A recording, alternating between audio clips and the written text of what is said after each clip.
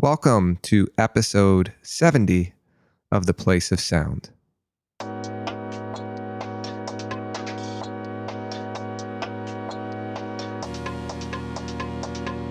My name is Vincent Andrisani, and I'm back for a second episode in a row. Typically, episodes are hosted by communication studies student Natalie Hall and feature work produced by students in the Communication and Media Studies program. In this episode, however, we'll be listening to part 2 of an interview I conducted with media studies scholar Dr. Kate Lacey. Dr. Lacey is a professor of media history and theory in the School of Media, Arts, and Humanities at the University of Sussex. She convenes the university's MA program in Media and Cultural Studies and has taught a range of courses across both the MA and BA programs. She also supervises students at both the MA and PhD level. Her work grows out of an interest in German history, and alongside the dozens of journal articles she's published, she's also authored 2 books of media history.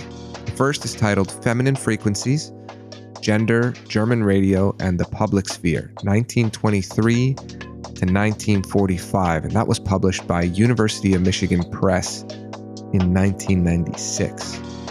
And the second is titled Listening Publics, The Politics and Experience of Listening in the Media Age. And that was published by Polity Press in 2013. It's this second book that forms the basis of the conversation you'll hear today. The questions that formed this interview were generated by graduate students in a course I delivered in the winter semester of 2024 titled Sound Studies. During that course, we read Listening Publics in its entirety, and as we went through the text, students took note of questions they'd like to ask Dr. Lacey if they had the opportunity to do so. They compiled those questions, and I had the opportunity to ask them on their behalf. If you didn't happen to catch part 1 of the interview, which was episode 69, it's available in our archives, so feel free to have a listen on theplaceofsound.com, tkcufm.com, or the podcasting platform of your choice. Up next is part 2. Enjoy.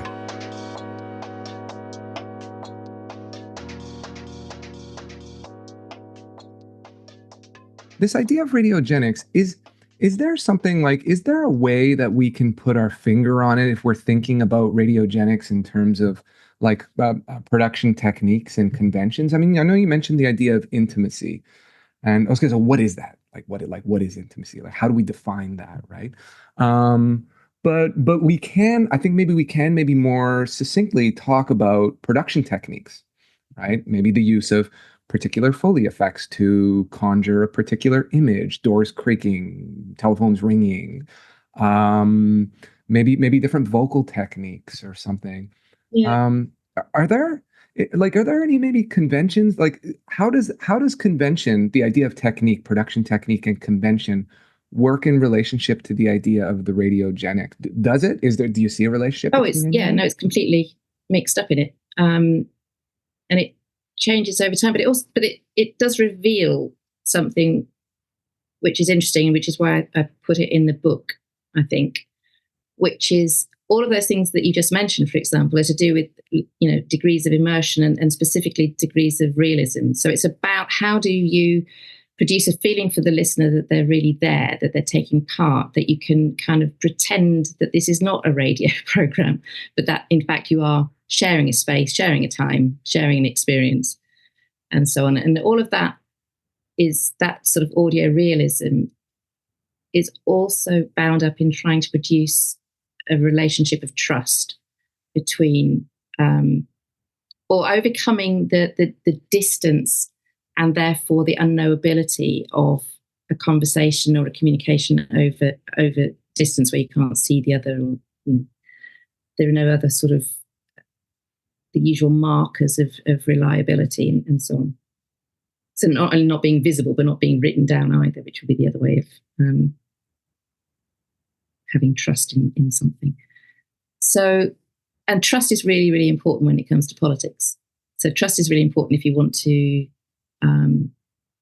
mobilize anybody or convince somebody of a position, and so on. So the ways in which radio producers produce texts that could elicit that notion of trust or fidelity, if you like, faithfulness in what you're listening to. I think that's how it connects with the more political end of what I was concerned with.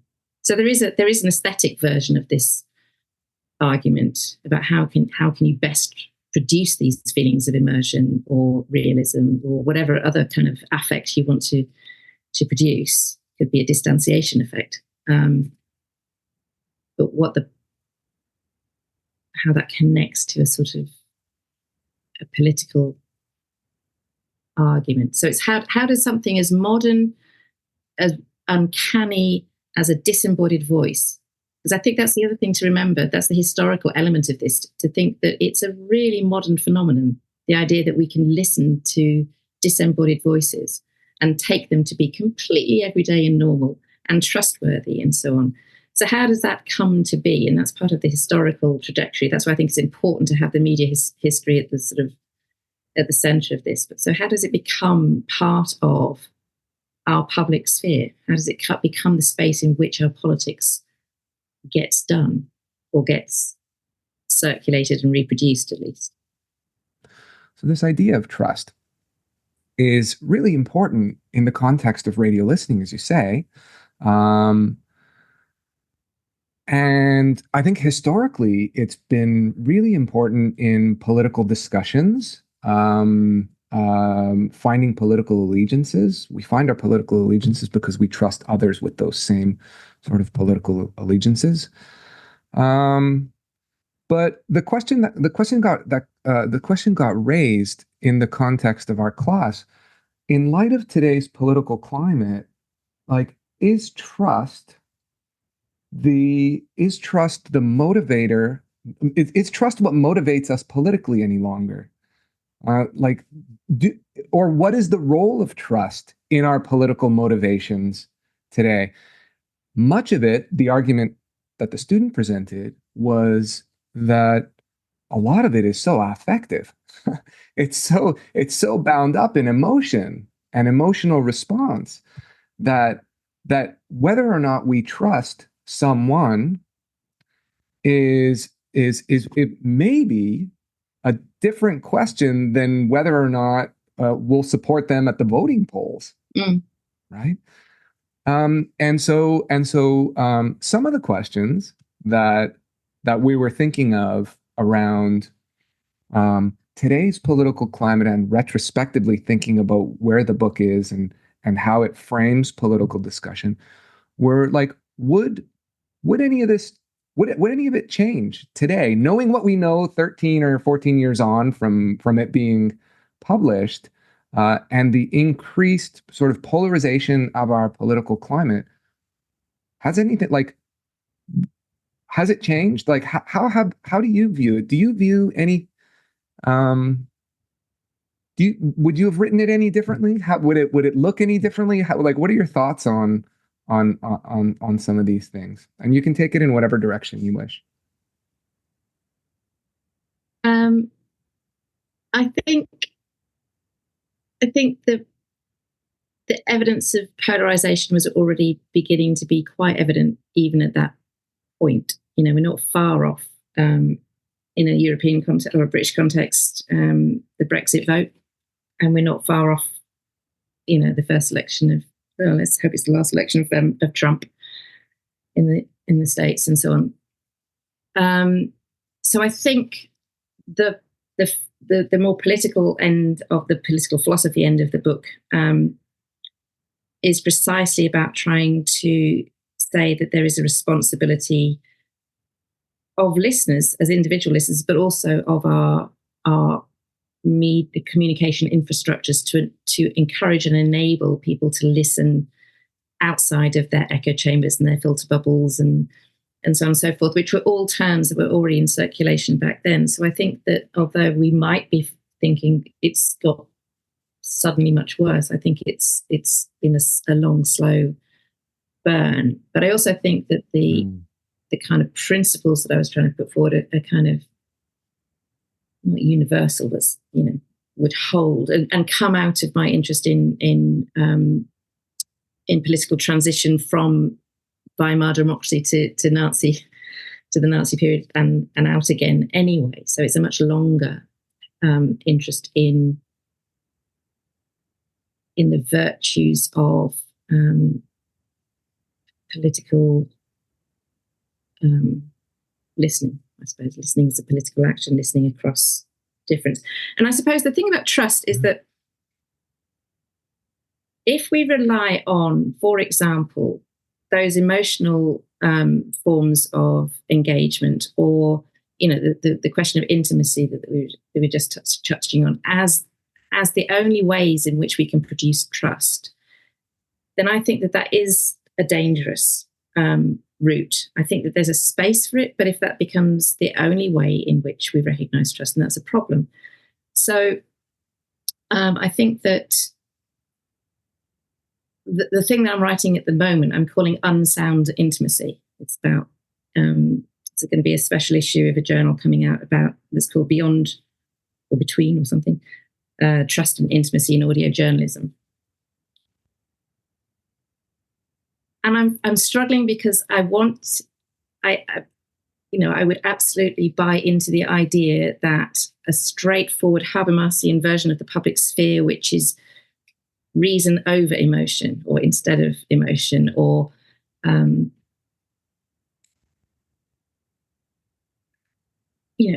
facts and fiction, fact and fiction, public and private, always being entirely separate. I'm a good feminist. I don't believe in any of that kind of thing. I believe that there should be more variety, but I do worry that there is no balance anymore. So I'm struggling with whether it's kind of gone too far, because the whole thing about intimacy and affect and emotion and all those kinds of things, it comes back to the individual. It comes back to a sort of embodied reaction that's more to do with body than mind, perhaps.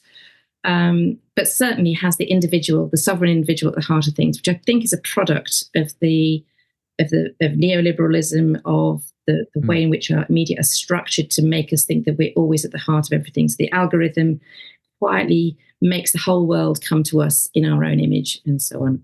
And so what I'm talking about in terms of listening out is saying, how do we find a way of resisting those enormous pressures that are coming at us in the other direction to listen to what we already know, or is already familiar or easy on the ear? How do we live with discomfort, I suppose? And how do we recognize that there can be trustworthiness among people that we don't know, or that we don't have an emotional relationship with, that other people, and with the sort of big O, the big other, can also be trustworthy, can also be worthy of our respect and attention? Because otherwise we are just having a culture which speaks in ever much, in these echo chambers, in much more refined kinds of places. I do think it's part of a bigger critique of neoliberalism, of rampant individualism, where you can be whoever you want to be, the whole world is listening to you, all of those kinds of tropes that you see in a lot of promotional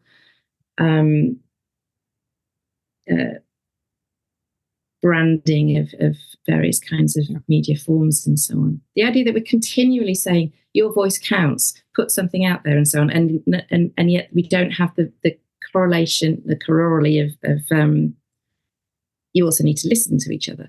It just isn't part of the public discourse. So that's my very rambling answer to your question. I hope it makes some kind of sense.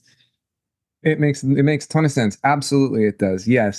A couple to finish, let's say. The final one from the student, and if we have time, then I'd be curious to ask one of my own. What is the corrective for listening in a time that's so abundant with noise, chatter, political division? It's not an easy question to answer, but does your work touch on anything that would allow you to speak to, because it becomes taking a moral sort of position on this, Yeah. and sort of moralizing listening, right? Yeah. But I wonder if you can speak to that question. I think it's a good question and a difficult question, challenging question, but I also positively, more optimistically, think that the answer is already in the question, because the very fact that you are identifying the cacophony, the noise, the inescapability and the abundance and so on, I think that's part of the answer, because as a listener or as a listening public having that experience, we are auditing the public sphere, and that's another big part of the book. That the idea that you can only judge what is being put out in the public sphere, the kind of opinions and media forms that are circulating. You have to listen to them in order to make judgments on them. So that's not a passive thing. And I suppose if we collectively or even individually considered there to be just too much noise, people just putting stuff out there for no good reason because it's just the thing that we do, nobody's listening to each other, then that already is part of the solution.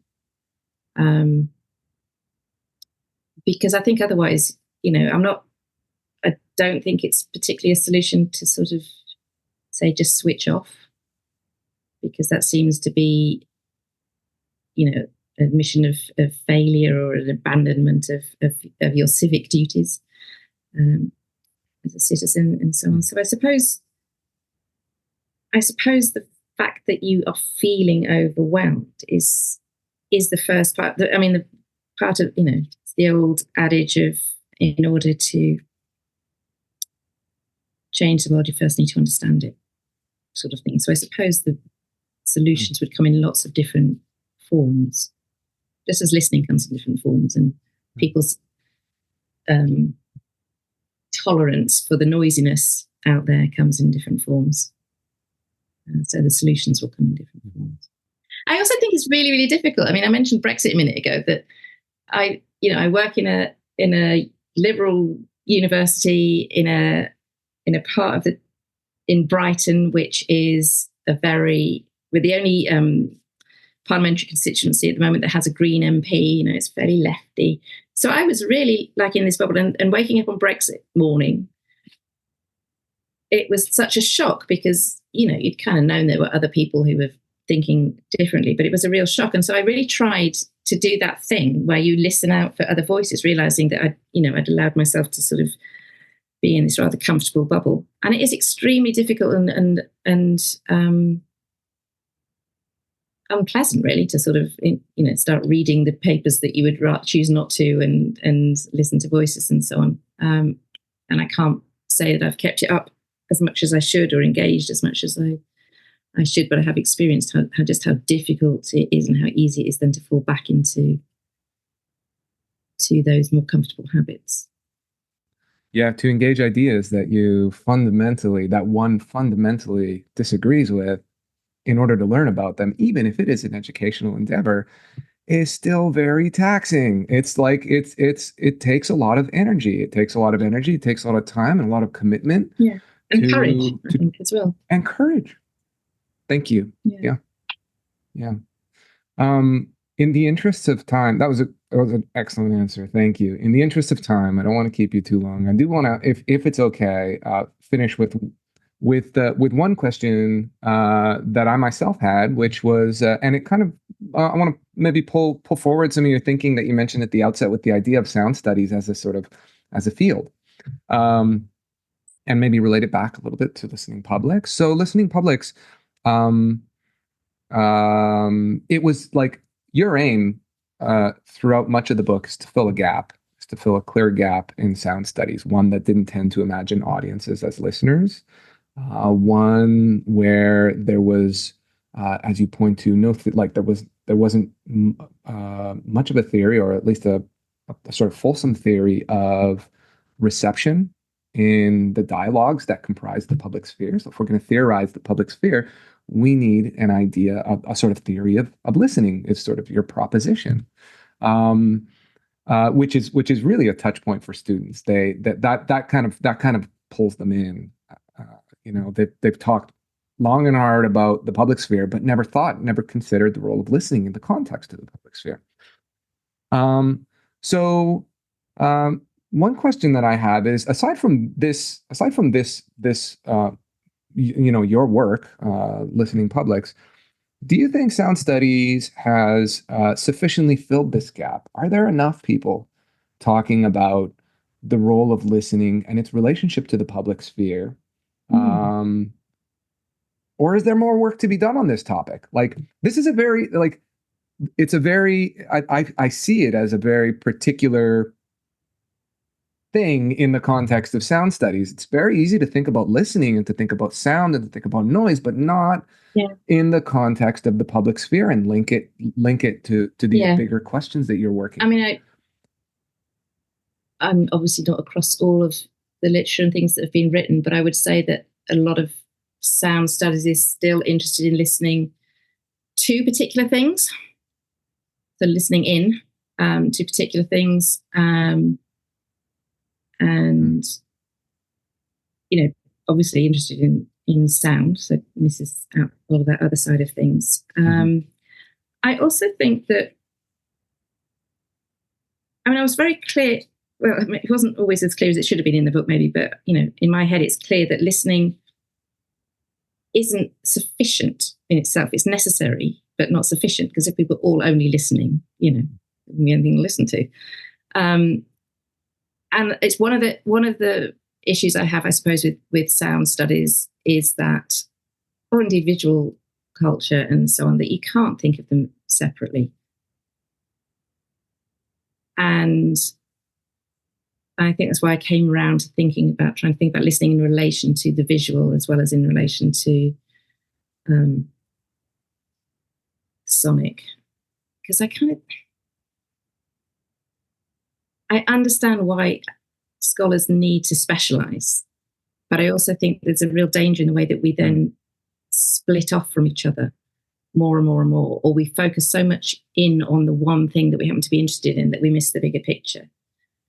So I was kind of anxious when I was writing the book, because I was thinking, well, the historian's not going to think much of the history, or a sound studies person's not going to think much about my understanding of how sound works. And because it was being very, and a political philosopher might think I was being very naive about theories of the public sphere or whatever.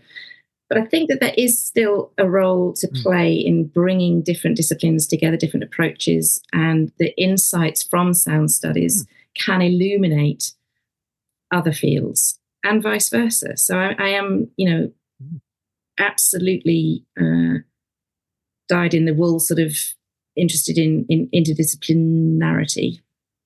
So I hope that that's, kind of where my work sits. I don't think I'm not particularly interested in sound, which doesn't mean that I'm not interested in sound. It's just that it's just one of the things that I think is interesting. But one of the things I think is most interesting about it is the fact that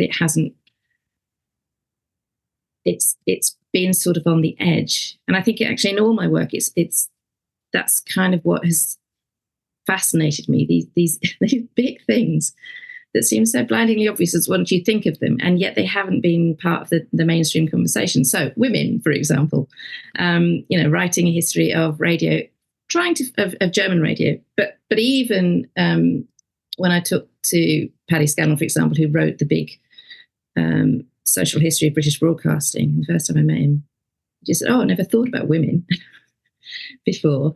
So I started off my career going, "Oh, what about women?" And then being in a media studies department where nobody was talking about radio, it was all TV and film, and latterly sort of new media, social media, and so on. Oh, what about radio? Or podcasting or whatever. And similarly then with listening as one of the ways in which we engage with the media. You can read all you like about reading and as I was saying, spectatorship or using, whatever.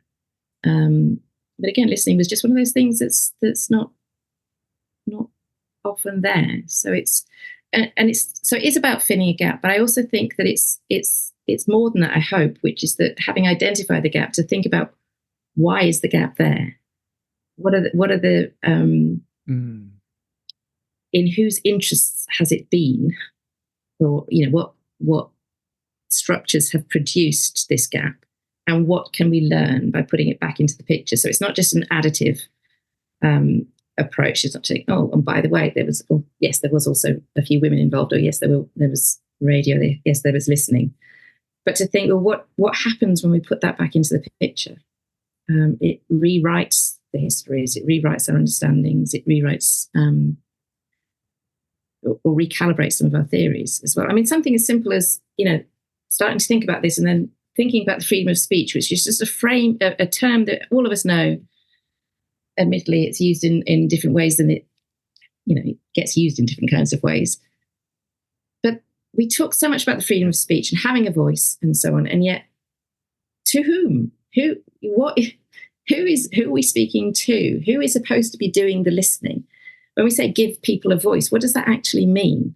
Who are we giving, in what kind of forum? So, at one level, it's stating the blindingly obvious, but it seems to be a blindingly obvious thing that tends to be so obvious that people don't talk about it, don't think about it, and therefore reproduce, ways of thinking that I think are partial in both senses of the word.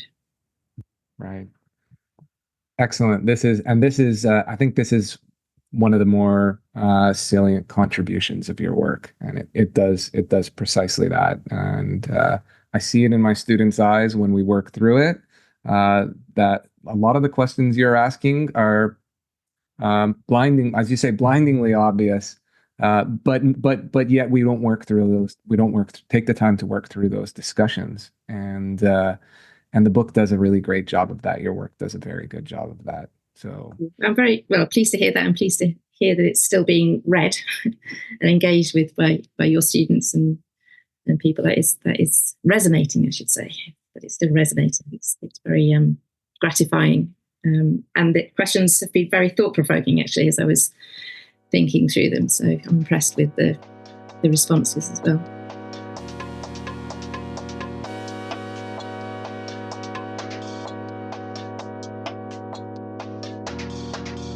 I want to extend another huge thanks to Dr. Lacey for taking the time to respond to student questions and for sharing her expert insights. It was an absolute pleasure to speak with her, and I look forward to reading more of her work. And thanks to all of you for listening in to our chat on the topic of, sound and listening, among other things. Bye for now.